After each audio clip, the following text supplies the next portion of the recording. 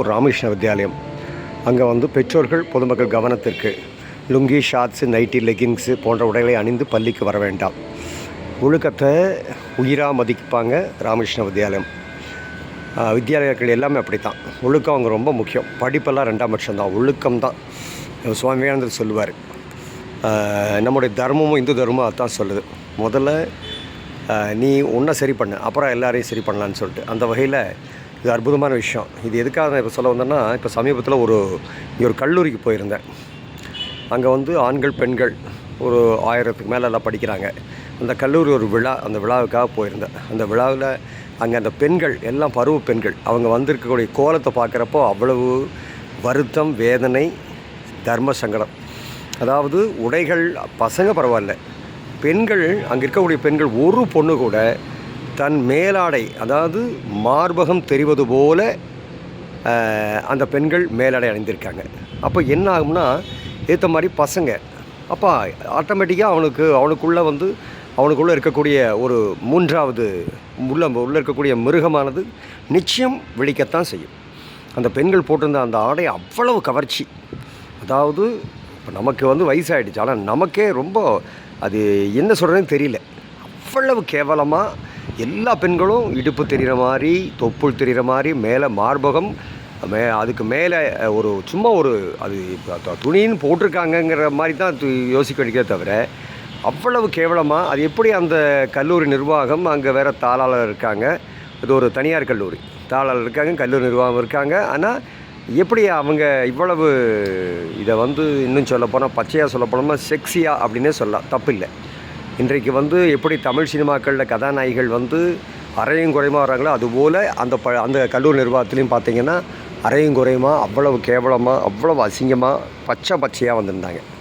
ரொம்ப தர்மசங்கடமாக இருக்குது. இந்த மாதிரி ராமகிருஷ்ணாக்கள் வித்யாலயங்கள் இந்த பக்கம், அந்த பக்கம் சமூகத்தை சீரழிக்கின்ற அது மாதிரி கல்லூரிகள் இந்த பக்கம். இது ரெண்டுக்கு நடுவால் நம்ம மாட்டிட்டு இப்போது பார்த்திங்கன்னா இதுதான் சரி, இதுதான் சரியான பாதை. இங்கே படிக்கக்கூடிய பசங்க தான். ஆனால் கல்லூரிக்கு போனதுக்கப்புறமே இங்கே கற்ற அத்தனை ஒழுக்கத்தையும் அங்கே போய் விட்டுறாங்க.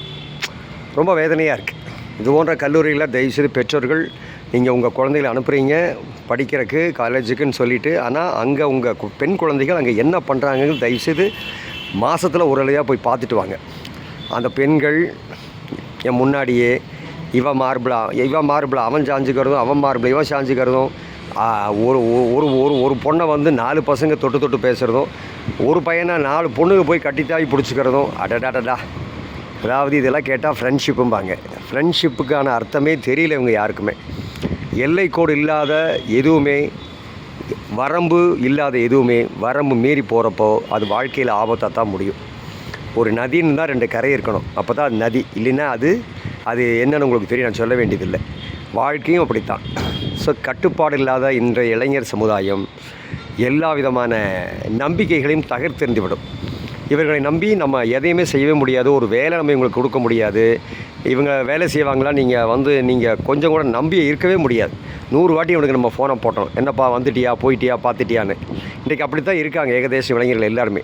ஏன்னா இவங்க அதான் ஒழுக்கத்தை விட்டுட்டாங்க. அதாவது ஒரு கட்டுப்பாடு. ஒழுக்கம்னா நான் ரொம்ப எல்லோரும் அதுக்காக ராமன் மாதிரி இருங்கன்னு சொல்லவில்லை. ஒரு குறைந்தபட்ச ஒரு மனித சமுதாயத்துக்கு தேவையான ஒரு ஒழுக்கம், பண்பாடு அதுவே இல்லாத பட்சத்தில் இந்த இளைஞர்கள் நம்பி நம்ம கம்பெனி ஆரம்பித்து அவங்களெல்லாம் வேலைக்கு வச்சோம்னா நம்ம கம்பெனி என்ன ஆகுங்கிறத நான் கண்கூடாக என்னுடைய பர்சனல் வாழ்க்கையில் நான் பார்த்துருக்கேன். நான் அது மாதிரி நிறைய கம்பெனிகளையும் பார்த்துட்டு தான் இருக்கேன். யாரும் இங்கே முழு மனதோடு வேலை செய்வது இல்லை அப்படிங்கிறது அதில் வேதனையான விஷயம். ஆக உங்கள் குழந்தைகளை பார்த்துங்க பெற்றோர்களே, நீங்கள் நம்பி கெட்டு போகாதீங்க. ஏன்னா அவங்கள கெடுக்கிறதுக்கு அவங்க செல்ஃபோன் ஒன்று போதுமானது. உங்களை மாதிரி நீங்கள் பெற்றோர்கள் என்ன தான் மூக்கலாங்கயிறு போட்டிங்கனாலும் அவன் அதை தகர்த்தெறிந்து விடுவாள், அவள் அதை தகர்த்தெறிந்து விடுவாள்.